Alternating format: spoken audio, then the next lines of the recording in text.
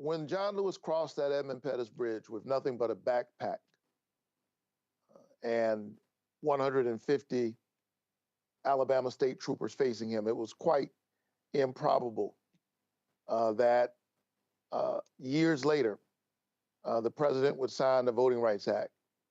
So as we find ourselves in this deeply difficult time, who are we to give up?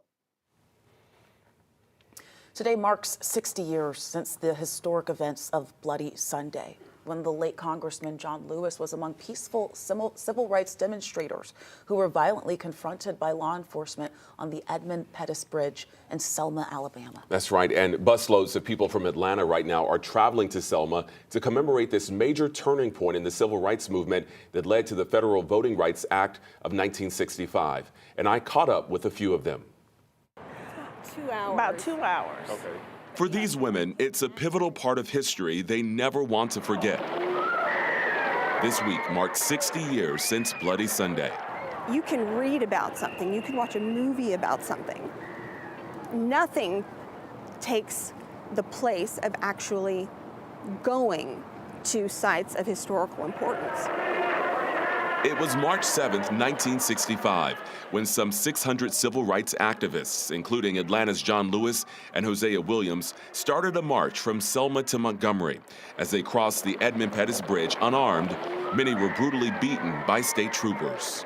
I could just imagine what it felt like for John Lewis to be on that bridge with so many others and the threat that was amongst their lives. Deidre Brown has traveled back to Selma since she was a teenager.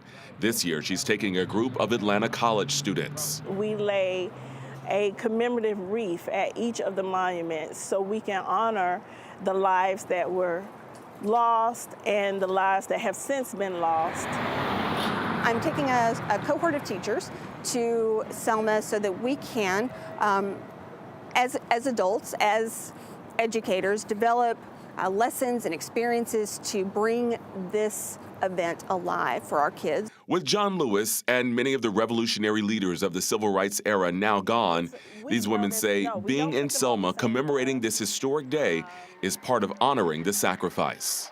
This is part of not forgetting, never forgetting. History does have a nasty habit of repeating itself.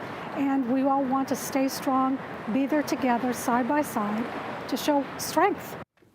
And those women you just heard from represent different groups. The Jewish women's group, school teacher was in there, women from the SCLC. So there were really hundreds of people from Atlanta traveling to Selma or already in Selma to commemorate this. And I do want to go one day because I hear that when you cross the bridge, just that feeling that comes over you, you can only imagine what John Lewis and Hosea Williams and all those architects of this movement were really feeling. It's so powerful. Your piece was powerful. And like she said, I mean, you have to continue to remember history. Yeah, you have really to. have to. All right. Well, streaming right now, in fact, if you want to learn more on 11 Alive Plus, we have a special section, Bloody Sunday, 60 years since Selma. We're looking back at the stories marking history and this historic moment.